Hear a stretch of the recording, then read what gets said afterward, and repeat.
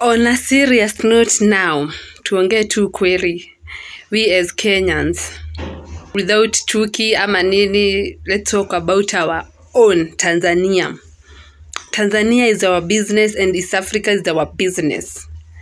Yani kwa hao watu wote walichagua Samia Suluhu Hassan. Watu 31.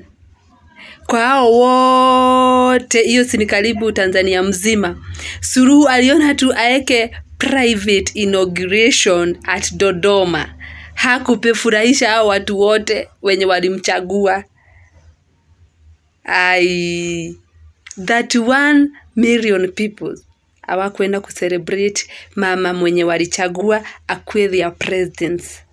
That's 99% of Tanzania wenye walimchagua. Election ya Tanzania ilipofanywa kulitokea maandamano, kukaeko blackout, kukakuwa hakuna stima, kukakuwa network.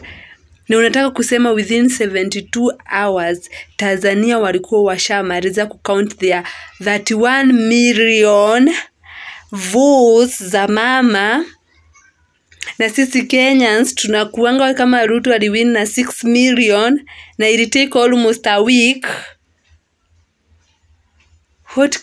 What criterion or what magic does Tanzania use yenye si countries zingine hatuna?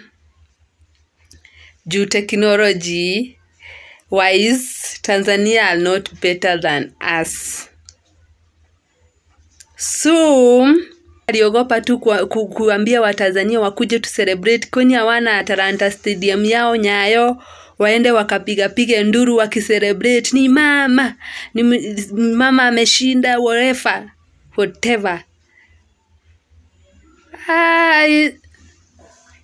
Unataka kusema hiyo uchaguzi ilikuwa halali kweli? If you have opened your third eyes you will see. Hapo kuna question mark. Hata hao watu 31 million walitoka wapi na kulikuwa na maandamano, votes zingine zilidestroyiwa. Alafu to make the matter worse, even the opponent leo walikuwa kwa hiyo private function to celebrate their own. Sijaiona hiyo. Hata EPL champions ama wachangazo ama EPL, timu yenye inakuwa next to wao sionagi wakiwa wamefurahia hivyo. Kwani Tanzania ni watu wa type gani? Hiyo yao ni type D, si type C? No, Tanzania. Ebu tuambieni. Ni kama tuko na more things to learn from you guys. Unajua Tanzania haijakoloniziwa bado.